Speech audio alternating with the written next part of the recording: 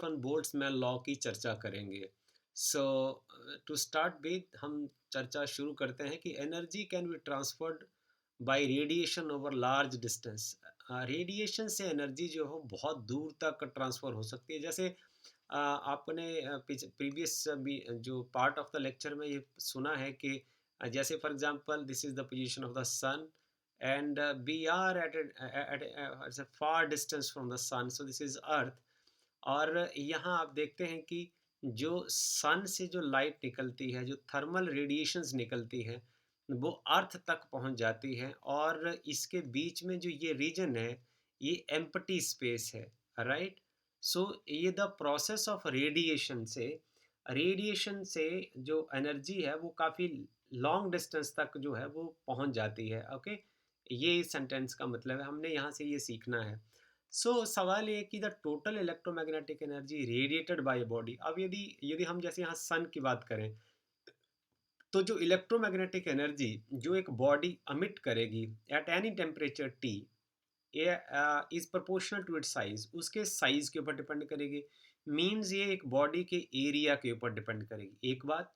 और वो रेडिएट कितना करता है, उसकी एबिलिटी टू रेडिएट क्या, उसकी emissivity, power to emit the radiation, emissivity जो होगी।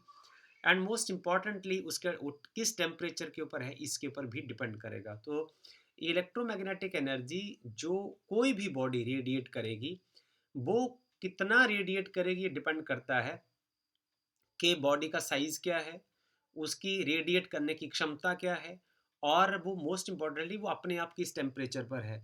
उदाहरण के लिए हम यदि बात करें कि for a body which is a perfect radiator, जो एक बहुत अच्छी रेडिएटर है, परफेक्ट रेडिएटर है, वो एनर्जी जो अमिट करेगी, एनर्जी अमिटेड पर यूनिट टाइम, एक यूनिट टाइम में वो कितनी एनर्जी अमिट करेगी, this is the rate of emission of energy. H is the H is the rate of emission of energy, किस रेट से एनर्जी इमिट हो रही है। It is equal to area of the body, and this is the Stefan's Boltzmann constant, and this is the temperature of the body. तो ए क्या हुआ, ए हुआ जिस बॉडी की हम बात कर रहे हैं उसका एरिया कितना है, जैसे हम यहाँ सन का उदाहरण ले सकते हैं।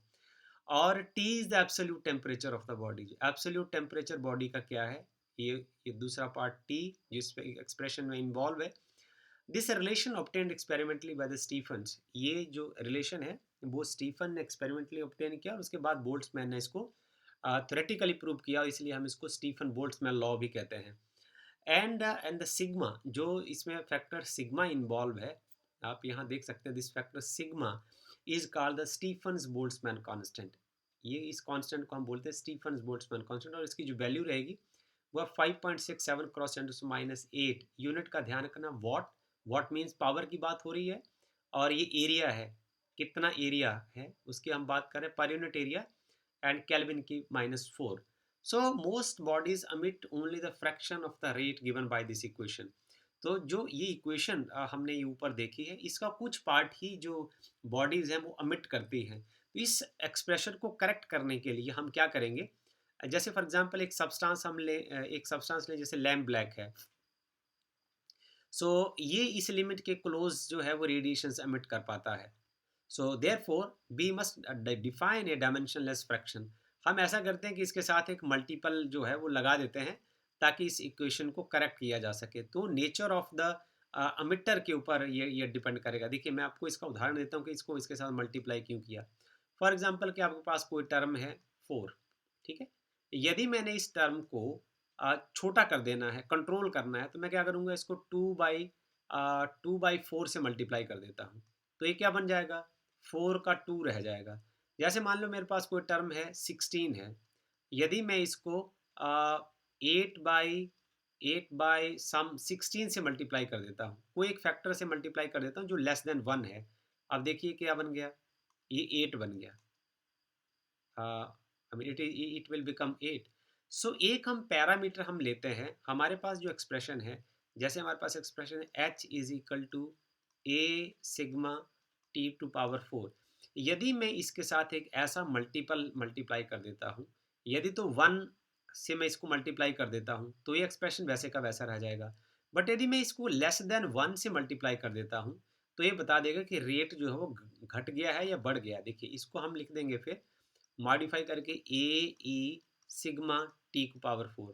तो ये मल्टीप्लाई करने की ज़रूरत इसलिए पड़ी क्योंकि बहुत कम बॉडी ऐसी होती है जो इस फार्मूले का जो रेट ऑफ एमिशन है उसको फॉलो करती है। तो जो बॉडीज़ जब रेडिएशन एमिट करती है तो वो लगभग उसकी ई की जो वैल्यू होती है वो हर बॉडी के साथ जो है चेंज हो जाती है। इसको आप आगे समझ जाएंगे। So for E is equal to 1 for perfect radiator. जैसे आपने यहाँ पढ़ा ऊपर की परफेक्ट रेडिएटर की बात यहाँ की गई थी। For perfect radiator, for perfect radiator, यदि एक बिल्कुल बहुत विशुद्ध रेडिएटर है तो उसके लिए क्या होगा, जो ई का जो वैल्यू होगा वो 1 हो जाएगा। ओके। जैसे फॉर द टंगस्टन लैंप का यदि हम एग्जांपल लें, यदि हम टंगस्टन लैंप की बात करें तो इसके लिए ई 1 नहीं होगा। तो this is the value of e is 0.4। Okay. So ये क्या करेगा, जब हम इसको 0.4 से मल्टीप्लाई करें, मैं आपको उदाहरण से समझाता हूँ। जैसे मान लो 4 है, उसको आपने यदि 0.4 से मल्टीप्लाई कर दी तो क्या रह जाएगा वो, आप देखिए वो 4 का बन जाएगा। देखिए 4 cross 4/10, so this is only 1.6। ये है इसका मतलब कि यदि वो शुरू में 4 है, फॉर एग्जांपल इस फार्मूले का आंसर 4 है, तो जब हम इसको 0.4 से मल्टीप्लाई कर देंगे तो ये 1.6 रह जाएगा। अब आपको समझ आ गई होगी बात। इसलिए यदि हम टंगस्टन लैंप की यदि हम बात करें तो उसमें जो टेम्परेचर रहेगा, टी का वैल्यू रहेगा 3000 केल्विन। उसका जो सरफेस एरिया है, लैंप का सरफेस एरिया है वो 0.3 सेंटीमीटर स्क्वायर है। इसको हम मीटर स्क्वायर में बदल लेंगे। और उसके बाद यदि हम रेट निकालें अब इसका, तो यहाँ यदि हम वैल्यू सब्सटीट्यूट करेंगे तो ये जो फार्मूला हम यदि कहें कि इसको हम इक्वेशन नंबर 1 मान लें, इक्वेशन नंबर इसको 2 मान लें, तो जो एच हो जाएगा हमारे पास वो आएगा 0.3 क्रॉस 10⁻⁻4। ये एरिया हो गया मीटर स्क्वायर में, और ये 0.4 ई का वैल्यू हो गया। ये वाला पार्ट आप देख सकते हैं। और सिग्मा की वैल्यू तो आपको पता ही है, 5.67 क्रॉस 10⁻⁸। और जो टेम्परेचर है वो आ जाएगा 3 क्रॉस 10⁻³ की पावर 4। अब यदि इस पार्ट को हम सॉल्व करते हैं तो ये लगभग 60 वॉट के बराबर आ जाएगा। Okay. So you can do it and you can do it and you can just check it whether it is like this or not. Okay।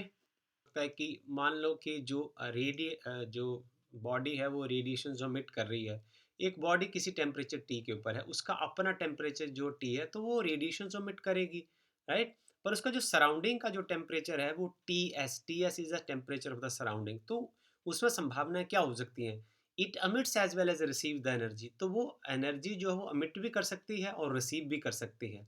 यदि अब आपके पास इस केस में यदि एक परफेक्ट रेडिएटर है तो जो net rate of loss of radiant energy क्या होगा, तो क्योंकि वो रिसीव भी कर सकती है रेडिएशंस और वो अमिट भी कर सकती है, तो आपका जो फार्मूला है, जो प्रीवियस फार्मूला आपका था, वो अब मॉडिफाई हो जाएगा। पहले हमारा जो फार्मूला था वो rate of loss of heat जो था वो था H was equal to sigma A T to raise power 4। यदि बॉडी की ही सिर्फ हम अकेले की बात करते हैं, पर यदि बॉडी के पास जो सराउंडिंग है, जैसे फॉर एग्जांपल ये आपके पास कोई बॉडी है, उसका अपना टेम्परेचर टी है और सराउंडिंग का टेम्परेचर जो है वो डिफरेंट है। अब दोनों अपने टेम्परेचर की वजह से रेडिएशन एमिट करेंगी, ये रेडिएशन ऐसे एमिट करेगी, ये रेडिएशन एमिट ऐसे करेगी। अब हो क्या होएगा क्या, जैसे ये आपके पास बॉडी है, ये बॉडी अब क्या करेगी, ये बॉडी रेडिएशंस अमिट भी करेगी तो दूसरे एंड से रिसीव भी करेगी, रिसीव करने से मना थोड़ा ना कर देगी। इसलिए आपका ये जो ये वाला फार्मूला है ये मॉडिफाई हो जाएगा। ये हो जाएगा सिग्मा ए, इसमें T4 minus T surrounding temperature. But यही बात है कि इस फार्मूले को जो है वो बॉडीज फॉलो बहुत कम करती हैं। तो इसलिए हम क्या करते हैं, इसके बीच में जो एक बॉडी की अपनी अमिसिबिलिटी है, जो उसके करेक्टर पर डिपेंड करती है, उसके नेचर पर डिपेंड करती है, तो उस टर्म को हम ऐड करके इस फार्मूले को जरा दोबारा लिख देते हैं। तो ये हमारे पास बन जाएगा H is equal to sigma E A T की पावर 4। और जो दूसरा फार्मूला होगा सराउंडिंग टेम्परेचर को मिला के क्या बन जाएगा, हम कहेंगे the the the net the net rate of loss of radiant energy, the net rate of loss of radiant energy क्या हो जाएगा, the net loss of radiant energy क्या हो जाएगा, this is equal to H, बाकी ऊपर वाले फार्मूले की तरह ई इसमें ऐड हो जाएगा और ये आ जाएगा टी को पावर 4 माइनस टी एस की power 4, right? So it will appears like this. और इसकी हम एप्लीकेशन एक देख सकते हैं कि आप आगे प्रैक्टिकली कर सकते हैं। As an example let us estimate the heat radiated by our body. तो ये बड़ा सुंदर एग्जांपल का जो चयन किया एनसीईआरटी ने, कि आप अपने शरीर से पर इसको फार्मूला लगा के देखें कि आपकी जो बॉडी है वो किस तरीके से जो हीट अमिट करती है। अब आपकी ह्यूमन बॉडी है, फॉर एग्जांपल ये एक एग्जांपल हो गया, ये ह्यूमन बॉडी है, तो उसका अपनी बॉडी का एक टेम्परेचर है और सराउंडिंग का भी एक टेम्परेचर है। तो this is perfect example to solve at this moment. इसको सॉल्व करना बहुत मजेदार बात है। सपोज करिए surface area of the person body का जो है ए की जो वैल्यू है, यहाँ ये दिया हुआ है 1.9 meter square, okay. And the room temperature, जो व्यक्ति है वो कमरे में खड़ा है, तो रूम का जो टेम्परेचर है वो 22 डिग्री सेल्सियस है। तो इसको हम क्या करें, इसको हम रूम टेम्परेचर को हम उसको चेंज कर लेते हैं। जो टेम्परेचर ऑफ द रूम क्या हो जाएगा, वो हो जाएगा केल्विन में होगा ना, हमारे जो यूनिट हैं वो केल्विन में रहेंगे, तो हम इसको केल्विन में कन्वर्ट कर देते हैं। दिस इज 273 प्लस 22, तो इट इज़ 295 केल्विन हो जाएगा, ओके। उसके बाद as well as we know the internal body temperature, as we know जो बॉडी का इंटरनल टेम्परेचर क्या होता है ये तो आपको पता ही है, दिस इज 37 डिग्री सेल्सियस। तो this is 273 plus 37 degree Celsius, this is what this 310 kelvin हो जाएगा, ओके। और उसके बाद कहा है कि द स्किन का जो टेम्परेचर, स्किन से ही जो रेडिएशन जो वो अमिट होंगी ना, तो टेम्परेचर ऑफ द स्किन क्या हो जाएगा, it is 28 degree Celsius, this is 273 plus 28 degree, ये इस सरफेस से अब रेडिएशन अमिट होंगी, तो ये हो जाएगा 301 केल्विन। तो ये तीन टेम्परेचर जो हैं वो ये बड़े इंपॉर्टेंट हो जाएंगे, ओके। अब आपकी जो स्किन है ना, वो गर्मी, जो वातावरण की गर्मी है उसको रिसीव भी कर सकती है और एमिट भी कर सकती है, तो दोनों ही काम हो सकते हैं ना। तो नेट लॉस ऑफ हीट क्या हो जाएगा, ये देखिए इस फार्मूले में हम पुट कर देंगे, तो यह आ जाएगा एच। तो पहले तो कांस्टेंट की वैल्यू लिख दीजिए आप, 5.67 क्रॉस 10⁻⁸ ये वाला वैल्यू हो गया क्रॉस। अब जो एरिया है वो 1.9 मीटर स्क्वायर है, एसआई यूनिट में ही है, सोचने की ज़रूरत नहीं। और जो immiscibility of the human body है वो 0.97 है। अब आप देख लीजिए, अब आपके पास क्या बचा, एक तो ये बचा कि आपकी स्किन जो है वो कितना रेडिएशन से एमिट करेगी, तो मैं यहाँ लिख देता हूँ 301 की पावर 4, ओके, माइनस जो रूम टेम्परेचर है, तो रूम में जो गर्मी है उसको भी तो हमारी शरीर जो है वो महसूस करेगा ना, तो वो आ जाएगा 295 की पावर 4, ओके। अब इस पार्ट को आप, ये 10th का सवाल बन जाता है और इसको यदि आप सॉल्व करते हैं तो ये आ जाएगा 66.4 वॉट। तो that is very interesting, this is very interesting example I think, which is more than half the rate of energy production by the body at rest, it is that is 120 watt. सो इस loss को यदि आपने रोकना हो, यदि आप इस loss को, एनर्जी का जो रेट ऑफ लॉस है उसको यदि रोकना चाहते हैं तो आपको अच्छे कपड़े डालने पड़ेंगे, ठीक है, to prevent this heat loss effectively better than ordinary clothing. So modern architect clothes has an additional जो थिन शाइनी एक मेटेलिक लेयर बना देंगे, और उस मेटेलिक लेयर का फ़ायदा क्या होगा कि जो स्किन से आगे वो बन जाएगी, तो उससे क्या होगा, जो बॉडी जो है वो बॉडी के लिए जो रेडिएशन है उनको रिफ्लेक्ट बैक कर देगी to the body's radiation, right. It's all about this video, thank you.